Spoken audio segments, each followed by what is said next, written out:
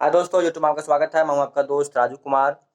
दोस्तों, एग्ज़ाम बहुत नज़दीक आ गया है, तो टाइम भी नहीं मिल पाया इस बार, क्योंकि और कोई कहीं भी बिजी थे हम, जिस कारण से वीडियो अपलोड नहीं कर पाए। लेकिन दोस्तों, आज मैं एक्सपेक्टेड क्वेश्चन जो है CC 5, 6, 7, 8, 9 सबका मैं आज और कल करवा दूंगा। आज 5, 6 करवा दूंगा, कल 7, 8, 9 करवा दूंगा।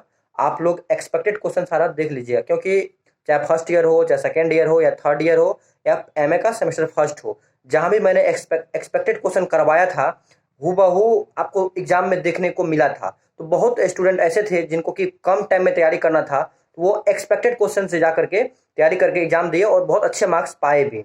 तो इस बार भी दोस्तों, बहुत सारे दोस्तों का डिमांड है, बहुत सारे स्टूडेंट्स का डिमांड है कि आप एक्सपेक्टेड क्वेश्चन दीजिए, क्योंकि टाइम बहुत कम है।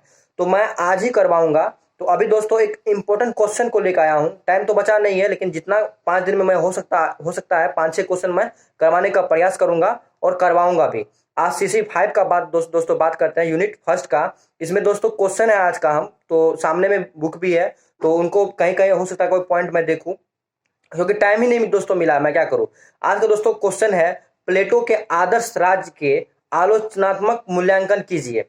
तो प्लेटो के आदर्श राज्य, देखिए दोस्तों, कोई भी दार्शनिक हो या फिलोसफर हो या इतिहासकार हो, जब भी आदर्श शब्द का यूज करे, तो आदर्श का मतलब क्या होता है? एक सुव्यवस्थित तरीका से, सुव्यवस्थित ढंग से, एक शांतिपूर्ण तरीके से। तो ये एक राज की बात करता है। तो कोई भी राज को आदर्श राज कब कहेंगे? जब वहां की सारी व्यवस्था, सुव्यवस्था एक अच्छी तरीका से, एक अच्छी प्रणाली पे आधारित हो, तभी हम उसको आदर्श राज कहेंगे। तो अपना एक सेंस को यूज करके, अपना कॉमन सेंस को यूज करके इस क्वेश्चन का आंसर आप बना सकते हैं कि एक आदर्श राज में क्या क्या हो सकता है, कैसी शासन प्रणाली हो सकती है, कैसी विधि व्यवस्था हो सकती है, कैसी न्याय व्यवस्था हो सकती है। तो इसको आप सोच के, थिंकिंग करके आप इसका आंसर आप लिख सकते हैं। फिर भी मैं इसको थोड़ा थोड़ा करके मैं बताऊंगा, और आप इससे ही थोड़ा से ही एक बड़ा आप पैमाना पे ले जाके आप लिख सकते हैं एग्जाम में। आप अच्छा स्कोर भी पा सकते हैं। तो प्लेटो के दोस्तों आदर्श राज की बात कर रहा, तो आप ही बताइए, आदर्श राज कैसा राज होगा? जिस राज में निरंकुश शासक नहीं हो, न्याय प्रिय हो, निरंकुशता नहीं हो, निस्वार्थ भावना से जो भी शासक होगा शासन करे, शांतिपूर्ण तरीके से समाज उन्नति करे, वहां पे कोई विषमताएं नहीं हो, कोई भेदभाव नहीं हो, वहां पे महिला पुरुष में कोई अंतर ना हो, उसको समान दर्जा में रखा जाए। ये सारी बात जो भी राज में देखने को मिलती है, उनको एक आदर्श राज के श्रेणी में रखा जाता है। लेकिन दोस्तों, उसको आदर्श राज की श्रेणी में रखने के बाद भी बहुत सारे ऐसे आलोचनाकार हैं, बहुत सारे ऐसे इतिहासकार हैं जो उनके आलोचना करते हैं। इसको इस कैटेगरी में रखना उचित नहीं है। तो हम इसकी आज मूल्यांकन करेंगे प्लेटो के आदर्श राज के बारे में। उनमें दोस्तों बहुत सारे इतिहासकार भी हैं जो इनके आलोचना किए हैं, उनके बात को, उनके शब्द को, उनके कथन को गलत बताए हैं कि यहाँ पे ये सही नहीं है, क्योंकि जो भी बात बताए हैं सभी के सभी तो सही नहीं हो सकते हैं। उसके आलोचना के बारे में बताएंगे कि कौन कौन समालोचना में मतलब कि व्यक्त किए हैं। दोस्तों, आदर्श राज के बारे में प्लेटो दोस्तों जान लीजिए। पहले प्लेटो का जो गुरु थे वो सुकरात थे, और सुकरात इनके गुरु थे, और शिष्य थे प्लेटो। और प्लेटो किसके गुरु थे? अरस्तु के। प्लेटो का शिष्य अरस्तु था। प्लेटो ने एक पुस्तक भी लिखा था, रिपब्लिक नामक। तो रिपब्लिक नामक बुक में ही इन्होंने अपने जिक्र किया है एक आदर्श राज का, एक आदर्श समाज का। तो उनके जिक्र के अनुसार इन्होंने कुछ कुछ कथन दिए। उन्हीं सिद्धांत को हम आज बताएंगे आप लोगों को इस क्वेश्चन के माध्यम से। तो दोस्तों, पहले बात करेंगे हम लोग का कि पहला पॉइंट वो डिनोट करते हैं कि जो शासक होंगे समाज में या प्रदेश में, राज्य में, वो होंगे दार्शनिक शासकों का शासन। उनका कहना है, जब तक एक व्यवस्थित, सुव्यवस्थित या सदुपयोगी या सद्गुणी या ज्ञानी व्यक्ति, जब तक कोई राज्य का, समझिएगा रटना नहीं दोस्तों, जब तक कोई ज्ञानी व्यक्ति किसी राज्य का या प्रदेश का शासक नहीं बनेगा, तब तक वो राज्य सुव्यवस्थित नहीं हो सकता है, वो राज्य की उन्नति नहीं हो सकती है, वहां की विषमताएं दूर नहीं हो सकती है, वहां की न्याय प्रणाली सही नहीं हो सकती है। प्लेटो का ये कहना है। तो वो सही करने के लिए वो दार्शनिकों के रूप में, क्योंकि दार्शनिकों जो होते हैं वो काफी मतलब वो उसमें सारा सर्वगुण संपन्न होते हैं। तो उनका कहना है कि अगर दार्शनिक लोग शासक के रूप में अगर शासन करेंगे, तो वहां की सुव्यवस्थित ढंग से शासन व्यवस्था होगी और सब कुछ सही हो जाएगा, और एक आदर्श राज की जो स्थापना के बारे में हम लोग सोचते हैं वो हो पाएगा। उनका एक कथन एग्जाम्पल के तौर पे प्लेटो का कहना है जिस प्रकार से एक जो नाव होती है, जो बोट होती है, जहाज होते हैं, उनको एक कुशल नाविक ही सही तरीका से सही दिशा में मोड़ दे सक के चला सकता है, उसी प्रकार से एक राज्य को, एक प्रदेश को, एक समाज को चलाने के लिए एक कुशल शासक का होना जरूरी है। क्योंकि अगर अज्ञानी व्यक्ति को हम जाके गद्दी पर बैठा दे, शासक बना दे, तो वो समाज को किस दिशा में लेके जाएगा, किस मोड़ में मोड़ देगा, वो भी नहीं जानता, क्योंकि वो खुद, उसके दिमाग उतनी विकसित नहीं है, वो अज्ञान है। अगर वो कोई ज्ञानी व्यक्ति बन जाए तो समाज को किस दिशा में ले जाना है, कैसे ले जाना है, ये सारी व्यवस्था को सुव्यवस्थित ढंग से कर पाएंगे तो एक आदर्श समाज की स्थापना की जो बात इन्होंने रखी है वो पूरी हो सकती है प्लेटो के कथन के अनुसार। दूसरी पॉइंट दोस्तों आप लिख सकते हैं आप इसमें कि कथन विशेष कार्यों के सिद्धांत। अब प्लेटो ने विशेष कार्यों के सिद्धांत क्या बताए? विशेष कार्य मतलब जिसमें जो निपुण हो, जिसमें जो पारंगत हो, जिसमें जो कंफर्टेबल हो, वो कार्य उनको करना चाहिए। इनका विशेष कार्य सिद्धांत में इन्होंने बताया कि दोस्तों इनका आधार श्रम विभाजन को अपनाया। श्रम विभाजन मतलब कि समाज में जो भी वर्ग के व्यक्ति हैं, उनको उसका जो विभाजन किया कार्य के उसके प्रवृत्ति के आधार पे, वो बाद में तीसरा पॉइंट में आएगा। ये दूसरा पॉइंट दोस्तों है इनमें की निपुणता के आधार पे इनका श्रम विभाजन जो आधार बनाया, इनमें इनका कहना है वो व्यक्ति, कोई भी व्यक्ति है जो जिस काम में पारंगत है वो उसी काम को करे, उसी कार्य को करे और अपना कर्तव्यों का पालन करे, अपना जो भी कार्य मिले उनको 100% करे, तो समाज उन्नति करेगी, समाज में एकता आएगा, समाज आगे बढ़ेगा और सभी अपने कर्तव्य का पालन 100% और क्या बोलते हैं दोस्तों 100% दे के आप सही तरीके से करें और कोई भी तरह का उसमें जो भी जैसे कि विसंगत या विषमताएं या क्रूरवादी या कोई भी प्रतिक्रिया उस पर नहीं है, कोई प्रताड़ित नहीं हो, आपका जो कर्म हो, निष्ठा हो, वो सही डायरेक्शन में हो और आप जिस काम में आप उपयुक्त समझे अपने आप को वो काम करें। ये दोस्तों प्लेटो का दूसरा कथन है एक आदर्श समाज की स्थापना के लिए। तो इसका भी आलोचना क्या किया है मैं आगे बताऊंगा कि इसमें कमी रह गई है इनके अकॉर्डिंग। अब तीसरे दोस्तों बात करेंगे प्लेटो के अनुसार इन्होंने समाज में, एक आदर्श समाज के लिए समाज को 3 वर्गों में बांटा है। तो प्रवृत्तियों के, आदमी मनुष्य के लोगों के प्रवृत्तियों के अनुसार समाज को 3 वर्गों में बांटा है। पहला दोस्तों सैनिक वर्ग हो गया, कृषक वर्ग हो गया, उसको उत्पादक वर्ग भी कह सकते हैं आप। दूसरा सैनिक वर्ग हो गया, तीसरा शासक वर्ग हो गया। तो आप यहाँ खुद निकाल सकते हैं जो कृषक वर्ग होगा, उत्पादक वर्ग होगा, वो दोस्तों जो भौतिक आवश्यकताएं होंगी, हमारे समाज में बहुत तरह की आवश्यकताएं होती है, तो सबसे जो मूल है, सबसे जो मेन रीढ़ है वो भौतिक आवश्यकताएं हैं। अगर कृषक वर्ग नहीं होगी तो देश में भुखमरी आ जाएगी। तो कृषक वर्ग जो भौतिक आवश्यकताओं की पूर्ति के लिए उनको इंडिकेट किया कि ये हमारी भौतिक आवश्यकताओं को पूरा करेंगे, जो भी भौतिक आवश्यकताएं होंगे। अब जो सैनिक वर्ग की बात करेंगे, कृषक वर्ग में दोस्तों जो भी जैसे कोई अनाज है, फसल है, कोई भी उपजाना हो, समाज को की जो भी पूर्ति और जो डिमांड हो वो उनका पूरा करे। अब दूसरी दोस्तों बात करते हैं हम सैनिक वर्ग का। अब जब सैनिक वर्ग क्या आएगा तो कोई प्रदेश या समाज को भी, राज्य में जहां भी सैनिक का व्यवस्था होगा वो शांति और सुरक्षा के लिए क्या आता है, ताकि वहां शांति सुरक्षा एक सही ढंग से बना रहे और सभी लोग सुरक्षित महसूस करें, उसके लिए वो एक सैनिक वर्ग बनाए हैं। लेकिन सैनिक वर्ग में भी दोस्तों वो एक व्यवस्था से उसको वंचित रखा है, वो मैं उसको बताऊंगा, मुझे आगे जब आलोचना की बात करेंगे उसमें उसको इंक्लूड किया जाएगा। अब तीसरे बात दोस्तों करते हैं शासक वर्ग की। अब शासक वर्ग में उनको रखा गया है जो कि सैनिक और कृषक दोनों का संचालन सही ढंग से कर सके, एक सही रास्ता दिखा सके, उनकी नैतिकता, उनकी सामाजिकता, उनकी सांस्कृतिकता सभी से उनको उनका अवगत करा सके और सही डायरेक्शन में उनको लेके जा सके। तो ये तीसरा पॉइंट दोस्तों आपका हो गया प्लेटो के आदर्श समाज के लिए।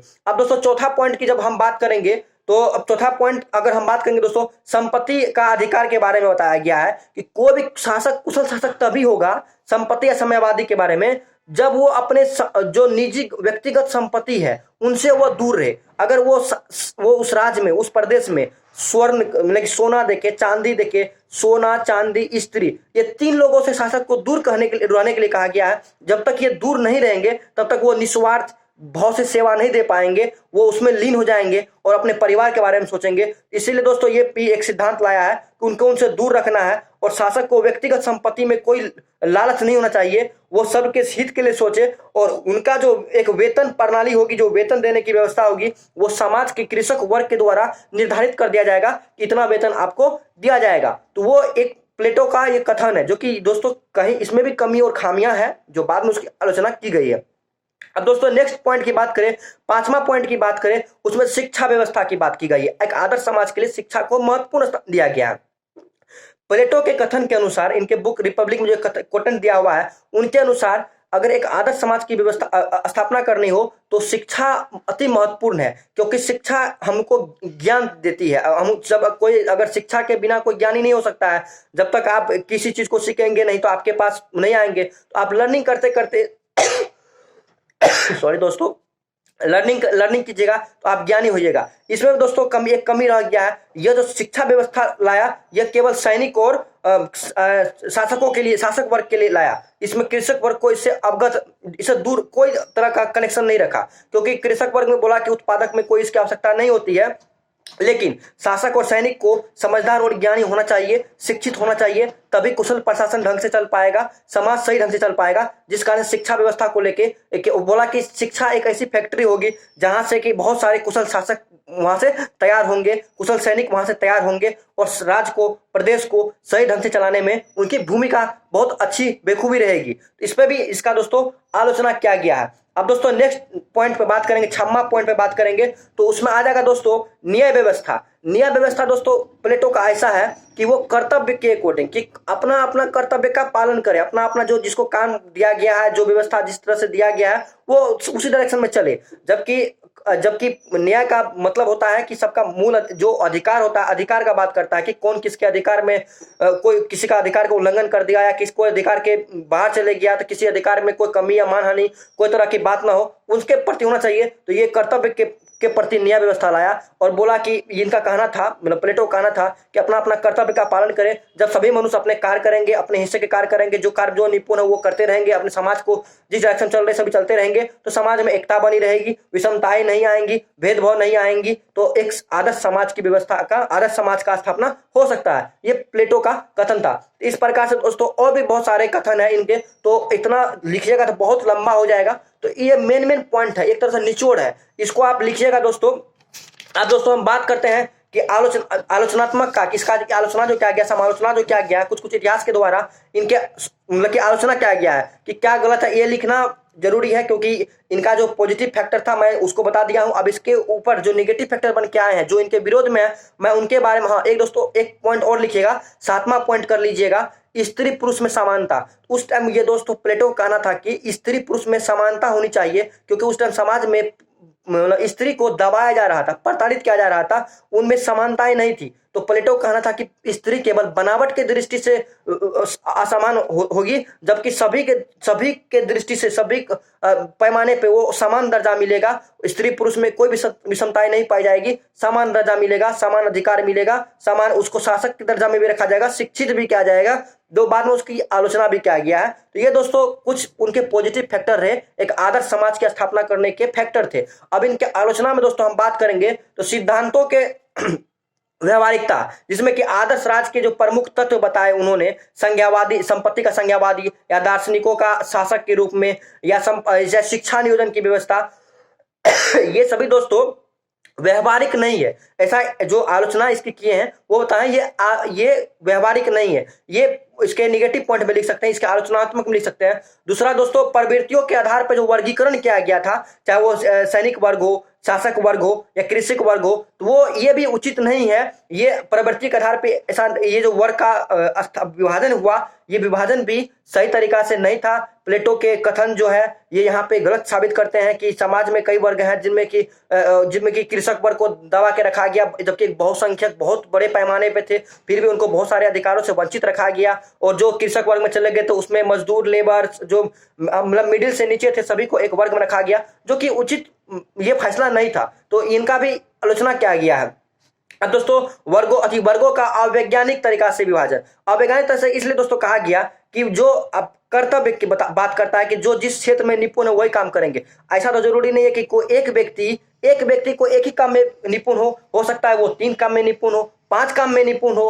अभी कितना टैलेंटेड का कमी थोड़ी है, एक आदमी एक ही काम थोड़ी कर सकता है। अगर हो सकता है 3 काम में वो निपुण हो तो केवल एक ही काम में उसको इन्वॉल्व कर दिया जाएगा, उसका 2 जो और टैलेंट जो उनमें काम वो करने की क्षमता है उनका तो वो अधूरा रह जाएगा। और जिंदगी भर एक ही काम करते रहे, ये भी तो गलत है। तो कैसे आदर्श राज कहिएगा आप इसको। तो वो उनको वो स्वतंत्रता मिलनी चाहिए कि वो जिस कार्य करना चाहे, जिसमें जाना चाहे वो जा सकते हो। कभी इस कार्य को करे, अगर वो दूसरा करने का भी अगर उसकी इच्छा हो वो दूसरा कार्य भी कर सके। तो ये यहाँ पे एक मतलब कि उसकी अलग प्रवृत्ति पाई गई प्लेटो की, ये भी एक गलत तरीका बताया। और बहुसंख्यक की उपेक्षा, अब बहुसंख्यक में दोस्तों कृषक वर्ग था, कृषक वर्ग को दोस्तों शिक्षा से एकदम दूरी बना दिया गया, शिक्षा में कोई उसका हस्तक्षेप नहीं रहा और उसको निम्न कैटेगरी में रखा गया। और बहुसंख्यक जहाँ पे उसको एक समान अधिकार मिलना चाहिए था तो वो बात ही नहीं किया।